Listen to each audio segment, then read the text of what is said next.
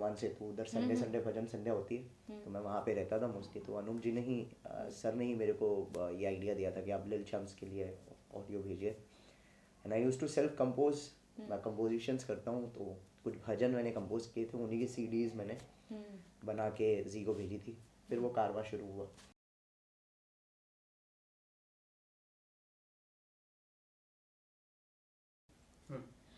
वो जो कहने में नहीं करने में यकीन रखते हैं, उनका हुनर ही एक पैगाम बन जाता है। नमस्कार, मैं कौशिकी त्रिपाठी एक बार फिर से आप सभी का आपके अपने खास कार्यक्रम अतिथि उवाच में बहुत बहुत स्वागत करती हूँ। और आज हम आपका परिचय एक ऐसे मेहमान से कराना चाहेंगे जिन्होंने नन्हे कदमों से म्यूज़िक इंडस्ट्री में अपनी शुरुआत की, वहाँ से। जी हाँ, एक खास शो, जी टीवी का एक खास शो सारेगामापा से जिनसे उन्हें पहचान मिली, और सबसे पहली बार उन शख्सियत को हमने टीवी के पहले पर्दे पर देखा, और आज वो किसी भी परिचय के मोहताज नहीं है। जी हाँ, हम बात कर रहे हैं लखनऊ की शान तन्मय चतुर्वेदी जी का। बहुत बहुत स्वागत है तन्मय आपका। शुक्रिया शुक्रिया शुक्रिया। कैसे हैं आप? मैं एकदम बढ़िया हूँ, सब खैरियत है यहाँ। तो शुरुआत करते हैं, कैसे रही आपकी ये पूरी जर्नी की शुरुआत कैसे रही? देखिए, शुरुआत तो मेरी सारेगामा में आने से बहुत पहले ही हो गई थी। मैं जब 1.5 साल का था, मैं तब से गा रहा हूँ, 1.5-2 साल से। 1.5 साल से। हाँ, 1.5-2 साल से गा ही रहा हूँ। तो बहुत छोटा हुआ करता था, तभी से था कि गाना गाना है। एंड बस तब थोड़ा मस्ती मस्ती में गाया करते थे। मैंने मेरी ताई जी को देख के मेरा पहला गाना गाया था।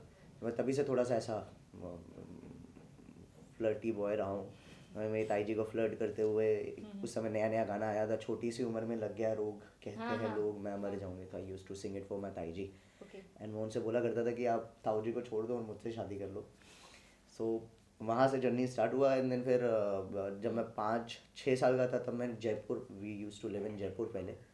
तो मैंने AIR ऑल इंडिया रेडियोज़ में मैंने पहली बार मेरा परफॉर्मेंस दिया जयपुर में। देन उसके बाद जब लखनऊ आए तो फिर लिल चैम्प्स में of course I started working with Anup Jalota sir, Padmashri Anup Jalota ji. मैं उनके साथ काम करता था, उनके साथ भजन सिंगिंग करता था। तो यहाँ पे हमारा एक बड़ा फेमस मंदिर है हनुमान सेतु, उधर संडे संडे भजन संध्या होती है, तो मैं वहाँ पे रहता था मोस्टली। तो अनूप जी ने ही सर ने ही मेरे को ये आइडिया दिया था कि आप लिल चैम्प्स के लिए ऑडियो भेजिए। And I use to self compose, मैं कंपोजिशंस करता हूँ, तो कुछ भजन मैंने कंपोज किए थे, उन्हीं की सीडीज़ मैंने बना के जी को भेजी थी, फिर वो कारवां शुरू हुआ। तो फिर उसके बाद वो चलता ही जा रहा है, चलता ही जा रहा है। ऑडिशन जब आपका सारेगामापा का था, जब आप उसमें सिलेक्शन आपका हुआ, हाउ वाज दैट एक्सपीरियंस? देखिए, मेहनत तो बहुत ज़्यादा लगती है, ऊपर से जब हम जैसे लोग मिल जाते हैं, मोस्टली मेरे जैसे जो सिंगर्स हैं जो अनट्रेंड हैं, उनके लिए थोड़ा सा ज़्यादा चैलेंजिंग रहता है। बिकॉज हमारी चैलेंज ये नहीं होती कि हमें सामने वाले ट्रेंड के साथ फाइट करना है, मतलब कम्पीट करना है। हमारी चैलेंज यही रहती है कि वो ट्रेंड सिंगर्स हमारी बड़ी रैगिंग कर रहे होते हैं, क्योंकि वो सीखे ज़्यादा हुए हैं। तो मेरे साथ भी वैसे ही हो रहा था, मतलब उनके हिसाब से वो बहुत ऊपर वाली हस्ती हैं और हम लोग तो कुछ जानते नहीं हैं। तो बेसिकली वैसे ही मेरे साथ था, बिकॉज आई वॉज अनट्रेंड, मैं बिना सीखे गया था। और मेरे साथ के बाकी जितने भी कंटेस्टेंट हैं, सब कोई 5 साल, रोहनप्रीत सिंह, सब सीखे हुए लोग थे। तो फिर उसमें यही होता है कि थोड़ा रैगिंग होती है ऑडिशन लेवल पे, कि आप यहाँ ऐसे क्यों लेके आ गए हैं, ऐसे थोड़ा सिखाना चाहिए। बिना सीखे इसका नहीं होगा, ये रियलिटी शो है। लेकिन जिसका ऊपर वाला है उसका सब हो जाता है। तो फिर बाद में वही सिंगर्स, वही ऑडिशन में वही कंटेस्टेंट जो इतने ट्रेन थे, जिनको फलाना बहुत सारे अवार्ड्स मिले हुए थे, जिनको राष्ट्रपति से पुरस्कार मिला हुआ था, वो एलिमिनेट हुए हैं और मैं आगे बढ़ा। सो देन इट्स, ये यहाँ का पूरा किस्मत का खेल है। तो एक्सपीरियंस वाज ऑलवेज गुड मेरे हिसाब से। मैं जब भी किसी भी रियलिटी शो में जाता हूँ, इट्स ऑलवेज अ गुरुकुल, मैं हमेशा मानता हूँ। तो तब भी ऐसा ही था, अभी भी ऐसा ही है। अभी भी सारे वहाँ पर सीनियर्स में भी गया था, तो मैं जब मेरी ऊपर कंपटीशन ज़्यादा होता था, जब लोग compete कर रहे होते थे, मैं उनसे यही कहता था कि आप मुझसे सीखो, मैं आपसे सीखता हूँ, बस बात इधर तक के रखो। वो कंपटीशन भूल जाते हैं। हम 12 कंटेस्टेंट है, कौन जीतेगा कौन हारेगा फ़र्क नहीं पड़ता, क्योंकि यहाँ से सब कोई कुछ ना कुछ तो लेके चाहिए रहा है। मैं भी कुछ जीत के जा रहा हूँ, चाहे वो फेम हो, चाहे वो दुनिया के में नाम हो, या वो मेरी गायकी में सुधार हो, ये मेरी जीत ही है। और ये मैं हमेशा बाकियों को बोलता था, लेकिन अब सबकी अपनी अपनी समझ है भाई, कोई नहीं बता सकता। अच्छा, आपने भी इंट्रो में जब हम आपसे सवाल कर रहे थे, तो आपने कहा था कि आपने अपनी ताई जी से इंस्पायर हुआ। आपने बचपन में ही सोच लिया था कि मुझे जो है एक सिंगर ही बनना है, जी या बिल्कुल। कोई इंस्पिरेशन ऐसी है? एक तो ताई जी वाली बात हो गई कि हाँ नहीं आप नहीं उनसे नहीं नहीं इंस्पायर नहीं होते नहीं नहीं, हैं, इसके हाँ बताइए। बेसिकली बचपन से ही गा रहा हूँ मैं। हम्म, रेडियो सुना करता था, तभी तो हमारे घर में वो छोटा सा रेडियो हुआ करता था, हम्म, तो वो सुना करते थे, तो तभी से वो एक शौक है। पहले वो हाँ, शौक था, फिर वो व्यवसाय में वो हो गया, हाँ, फिर वो प्रोफेशन हो प्यार गया, में बदला, प्यार में। मोहब्बत में बदला, फिर अब वो मेरा प्रोफेशन बन चुका है ना, तो काम ऐसे ही होता है। So I can say music is your first yes, love. मेरे हिसाब से मैं ये भी कह सकता हूँ कि यही एक अकेली चीज़ है जो मुझे आती है, म्यूज़िक। तो अगर ये ख़त्म हो जाता है तो मतलब मुझे और कुछ आता नहीं है, तो इसलिए पूरा फोकस इधर ही है। अच्छा, तो जब आप सारेगामा में उस टाइम आप बड़े, जैसे आपने बताया आपकी जो इमेज थी वहाँ बड़े नटखट से थे आप, और उस टाइम पे आपने अपनी पढ़ाई को कैसे मेंटेन किया?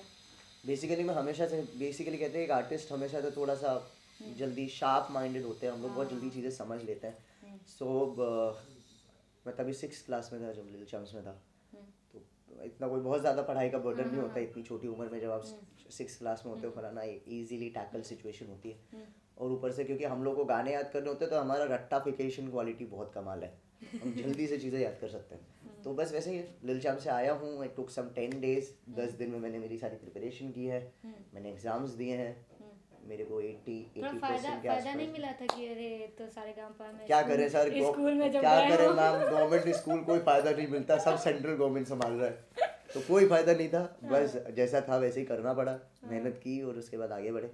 तो बट हाँ, ये है कि हमेशा से जैसा मैंने बोला है, ग्रास्पिंग पावर बहुत तेज़ है, तो पढ़ाई अपने आप ही मैनेज हो जाती थी, चीज़ें मैनेज होती गई। फाइनलिस्ट के तौर पर जब आपको हम लोगों ने देखा, आप छोटे से थे, उसके बाद जब सबसे पहली बार जब ये सब सारेगामा की जर्नी के बाद जब आप सबसे पहली बार लखनऊ आए, अब यहाँ पे हर तरफ तन्मय चतुर्वेदी, उसके बारे में कुछ बताइए। हाँ, बहुत ही कमाल का किस्सा है ये। मैं एयरपोर्ट लैंड किया हूँ, तब मैं फिनाले पहुँचा था, जस्ट एक प्रमोशनल एक्टिविटी थी यहाँ पे कि हाँ हाँ हाँ। फाइनल वोटिंग राउंड आ रहा है, फाइनल वोटिंग आ रही है, उसके लिए मैं यहाँ पे एक वोट मांगने आ रहा हूँ, जैसे एक नेता करता है वैसे ही। तो बेसिकली हम रियलिटी शो वाले are more of a politician, okay. हमें वोट दीजिए, भारी मतों से जिताइए वाला सीन है हमारा।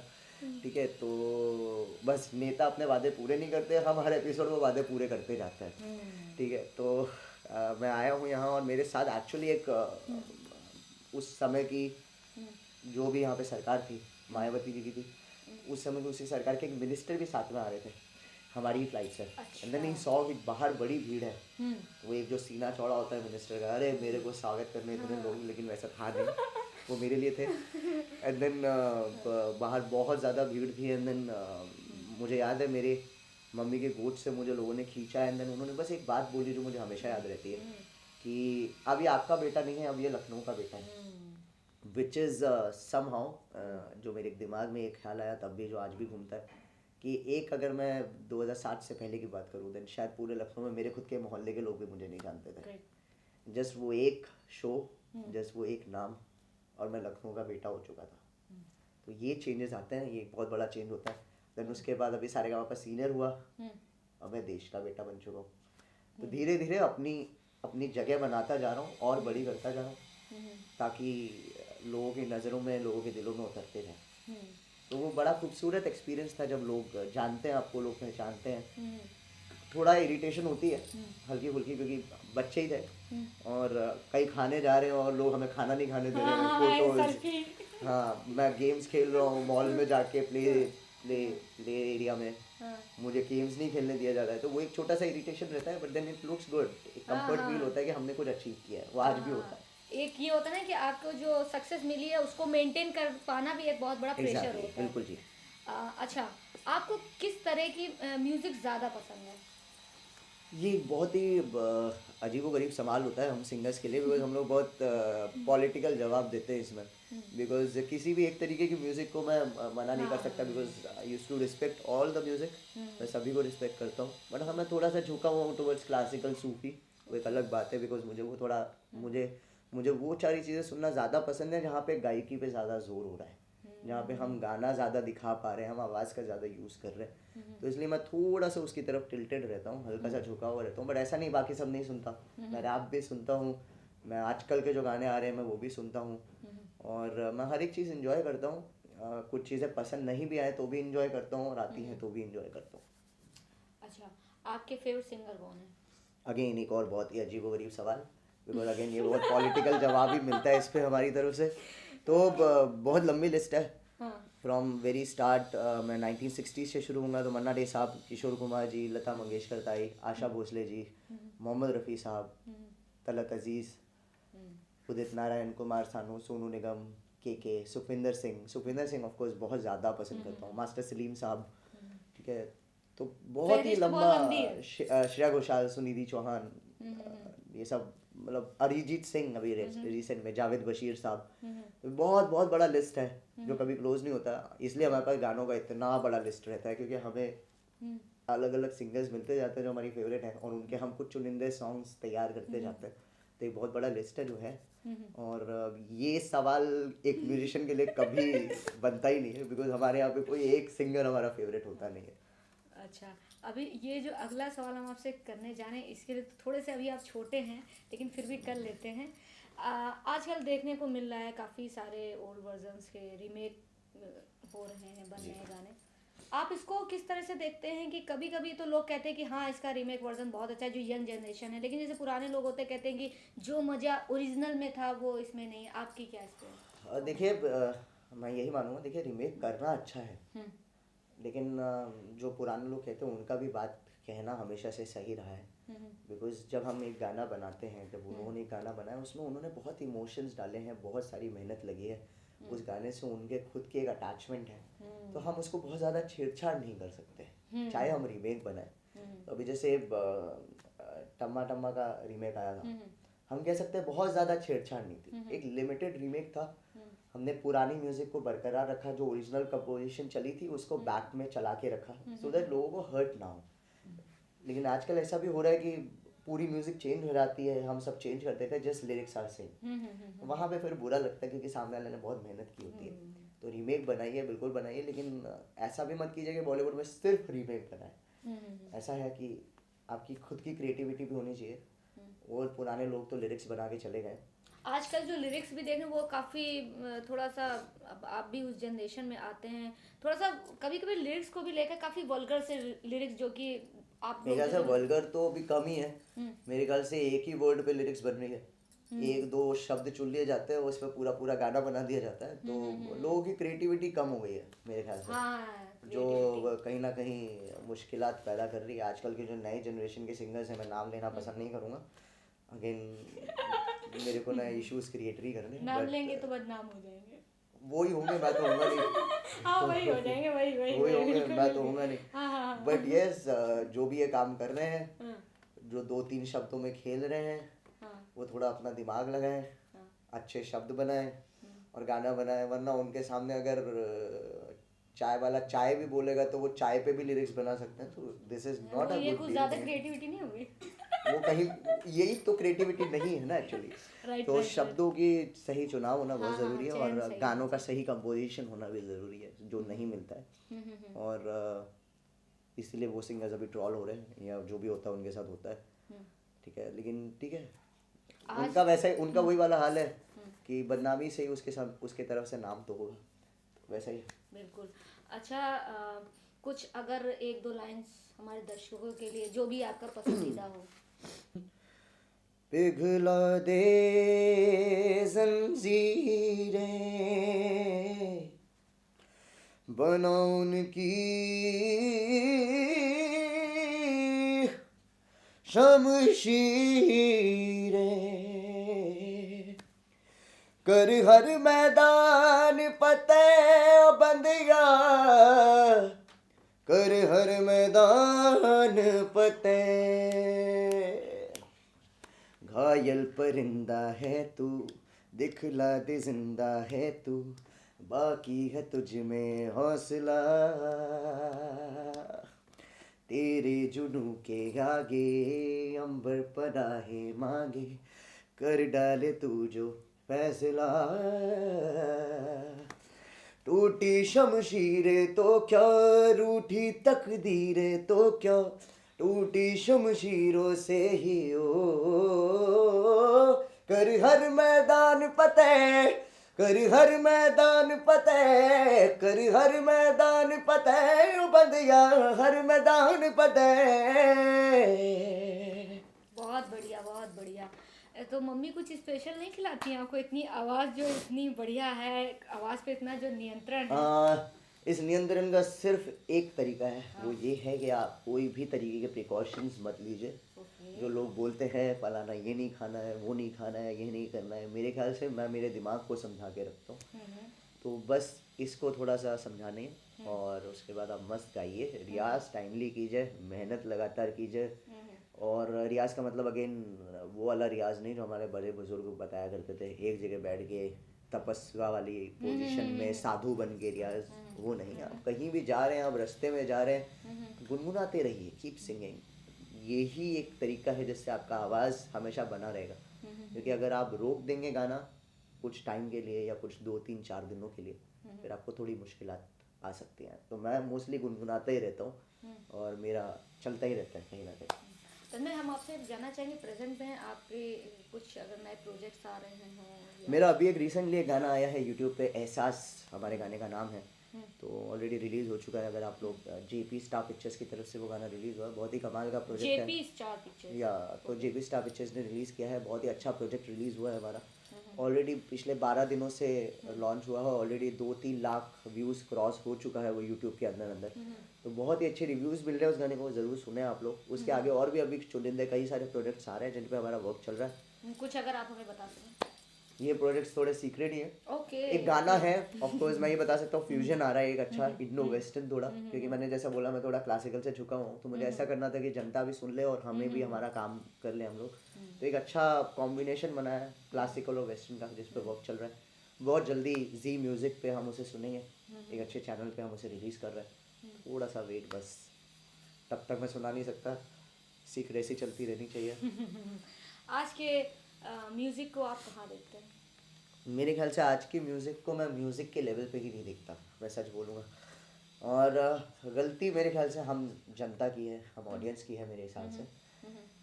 जो अभी गाने बन रहे हैं, मैं अगर बोलूँ आज के म्यूज़िक के बारे में, तो जो अभी के गाने बन रहे हैं मैं उनमें से बहुत ही रेयरली कुछ गाने सुनता हूँ, या सुनता भी हूँ तो वो वन टाइम लिसन रहते हैं, एक बार सुन लिया एंड देन उसका काम खत्म, अभी और सुनने लायक है नहीं। क्योंकि जैसा मैंने बोला, गलती जनता की है।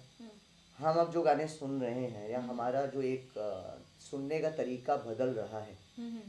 अगर आज मैं किसी के सामने, आज की जनरेशन के सामने लग जा गले सुनाऊं, वो थोड़ा बोर हो जाएगा। लेकिन हम जैसे लोग हमेशा उस गाने को एंजॉय करते आ रहे हैं, क्योंकि आज की जनरेशन को वो गाना सुनना ही नहीं है। हम लोग अभी जो नए सिंगर्स हैं उनको सुन रहे हैं, तो बहुत चुनिंदे कुछ गिने चुने सॉन्ग है जो सुनने लायक है, अदरवाइज सब ऐसा ही है। जो मेरे ख्याल से हमारा खुद का जो एक कल्चर है वो ख़त्म कर रहा है।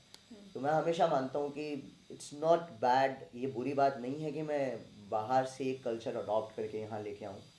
वेस्टर्न कल्चर जो हम अडॉप्ट कर रहे हैं, हम जो भी गा रहे हैं, हम रैप्स करते हैं, हम वेस्टर्न म्यूज़िक प्रमोट करते हैं, इट्स अ गुड थिंग। हम दूसरों की चीज़ें अडॉप्ट करें, उन्हें अपना बनाएं, हमेशा करते आ रहे हैं हम, ये आगे भी करते आएंगे।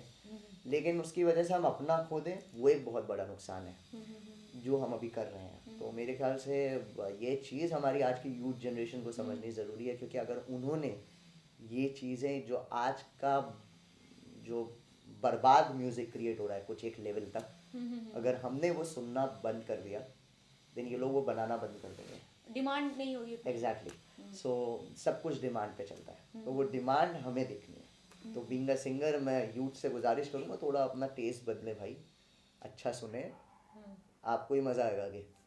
आपका पहला गाना कौन सा था जिसे आपने बतौर एक सिंगर गाया हो?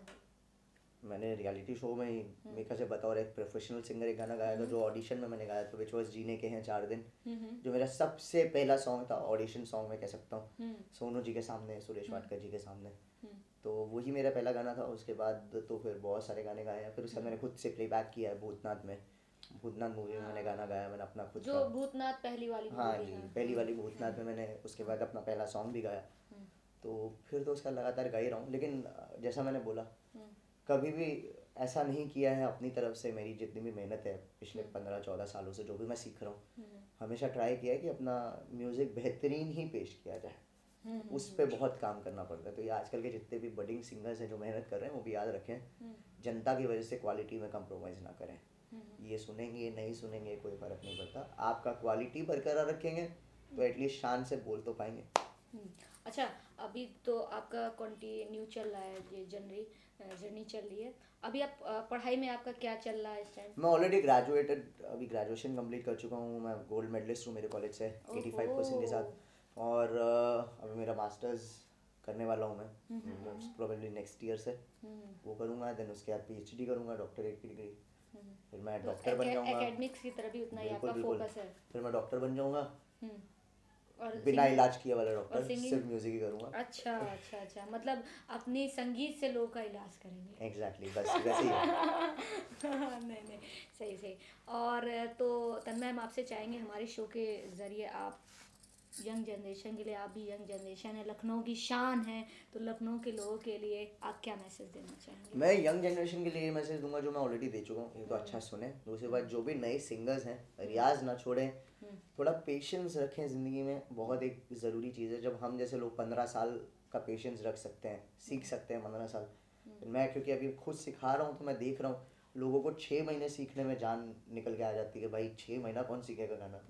तो भाई गाना है समुंदर है, समुंदर आप 6 महीने में नहीं पी सकते, पूरी ज़िंदगी निकल जाएगी, वो पीते रह जाओगे। तो बेहतर है कि वो एक जो पेशेंस हमें चाहिए, अगर आपको सही तरीके से सीखना है तो थोड़ी मेहनत करें, सीखते रहें, रियाज करते रहें, हार ना माने। ठीक है, आपको पता है, हमें भी पता है, हमारी भी एज निकलती जाती है, सब हर साल बड़े होते जाते हैं, मैं भी हो रहा हूँ। तो एक डर रहता है कि यार क्या कर पाएंगे आगे करियर में, लेकिन हर एक चीज़ का सही समय आता है, तो सही समय का वेट करें और तब तक रियाज चालू रखें, बस। हम चाहते हैं 2 लाइन और उसके साथ ही हम इस इंटरव्यू को एंड अप कर देंगे। सो ये आज की यंग जनरेशन के लिए जो हार मान के बैठी है, या जो अभी ड्यूरिंग दिस कोरोना काल जो हमारा पिछला निकल के चुका है, आने वाले समय में दोबारा ना ही आए तो बेहतर है। ठीक है, तो उसमें भी जो लोग जितना भी डिप्रेस हुए, या जो भी हमारे देश में पिछले दिनों में मेंटल हेल्थ के बारे में बात हो रही थी, हम कर रहे थे कि लोग मेंटल हेल्थ से पीड़ित हैं, डिप्रेस हो रहे हैं, स्ट्रेस्ड हो रहे हैं, सुसाइड अटेम्प्ट कर रहे हैं, बहुत सारी चीज़ें हैं, तो उनके लिए बस एक गाना मेरे को याद आता है। कुछ पाने की हो आस आस, कोई अरमा हो जो खास खास आशाएं, हर कोशिश में हो बार बार, कर दरियाओं को आर पार आशाएं, तूफानों को चीर के मंजिलों को छीन ले आशाएं, खिले दिल की उम्मीदें हंसे दिल की, अब मुश्किल नहीं कुछ भी, नहीं कुछ भी, उड़ जाए लेके खुशी अपने संग तुझको बहा, जन्नत से मुलाकात हो, पूरी हो तेरी हर दुआ, आशाएं खिले दिल की उम्मीदें हंसे दिल की, अब मुश्किल नहीं कुछ भी, नहीं कुछ भी। बहुत बढ़िया, बहुत बढ़िया, बहुत बहुत शुक्रिया तन्मय हमसे बातचीत करने के लिए। आप देखते रहिए अतिथि वॉच कौशिकी के साथ।